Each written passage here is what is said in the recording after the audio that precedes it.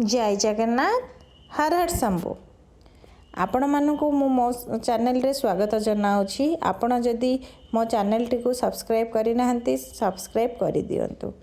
धवलेश्वर मंदिर विषय रे आज आलोचना करिबा। धवलेश्वर मंदिर रे भगवान शिवंग पूजार्चना करा जायथाय। यह ओडिशार कटक सहर ठारू 27 किलोमीटर दूर रे भगवान धवलेश्वरंक नदी द्वीप अवस्थित।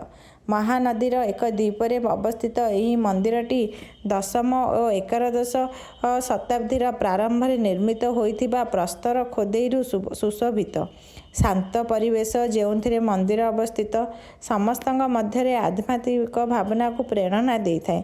बाबा धवलेश्वर मंदिर ओडिशार सर्वपुरातन मंदिर मध्यरु अन्यतम।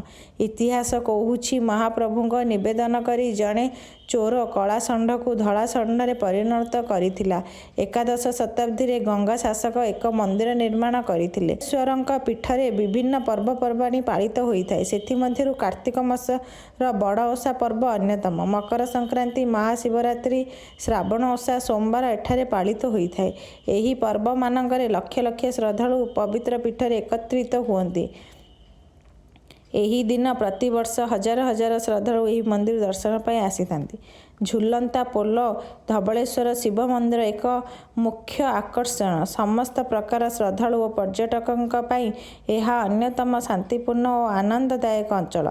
धवलेश्वर झुलापोल 2007 मसीह भक्तों पाई निर्माण करा जायतिला। एही ब्रिज भारतर सबुठारु लंबा सस्पेंशन ब्रिज मध्यरु अन्यतम। ओडिशार कटक सहर रे श्रेष्ठ पर्यटन स्थली हेउछि धवलेश्वर। जय जगन्नाथ। धवलेश्वरंक